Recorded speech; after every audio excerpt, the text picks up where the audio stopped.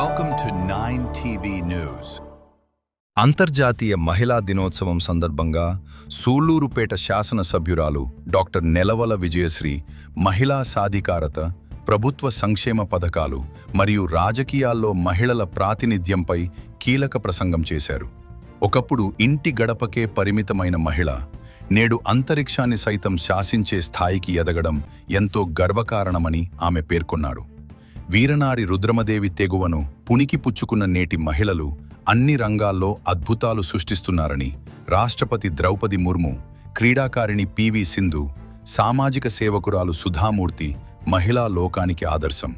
అలాగే ఇటీవల జరిగిన ఆపరేషన్ సింధూర్లో భారతీయ వాయుసేన pilot wing commander Vyomika S వంటి వారు శత్రువులపై ఖచ్చితమైన దాడులు చేసి ఆకాశమే హద్దు అని నిరూపించారని 1962లో సూళ్లూరుపేట నియోజకవర్గం ఏర్పడినప్పటి నుంచి మొట్టమొదటి మహిళా ఎమ్మెల్యేగా తనను ఆశీర్వదించిన ప్రజలకు ఆమె శిరస్సు వంచి కృతజ్ఞతలు తెలిపారు.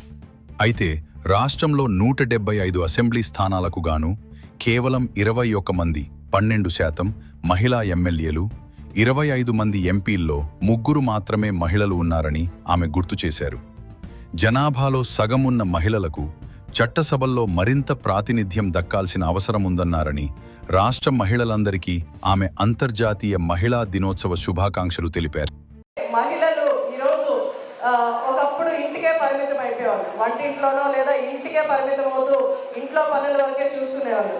కానీ ఈరోజు మహిళలు బయటకు వచ్చి అన్ని రంగాల్లో మహిళలు పార్టిసిపేట్ చేస్తున్నారు, చదువుకుంటున్నారు, ఉద్యోగాలు చేసుకుంటున్నారు, బిజినెస్ చేసుకుంటున్నారు. దీంతో చాలా సంతోషంగా ఉంది. కానీ కొంతమంది ఇంకా కూడా మహిళలు భయంతోనో, పెద్దలు చెప్పినట్టు ఇంకా కొంత భయం ఆడవాళ్ళల్లో కొంత ఇన్ఫీరియారిటీ కాంప్లెక్స్ ఉంది. మనము ఈక్వాలిటీ కోసం బయటకు వచ్చి పురుషులను అడిగే బదులు మనలో మనం ధైర్యం తెచ్చుకొని ముందుకు రాగలిగి ఏదైనా పని మనం సాధించగలమని ఒక గట్టి నిబద్ధతతో మనము నమ్మకంతో మనం బయటికి రాగలిగితే ఖచ్చితంగా అందరం కూడా ప్రతి ఒక్క పని చేసుకోగలం.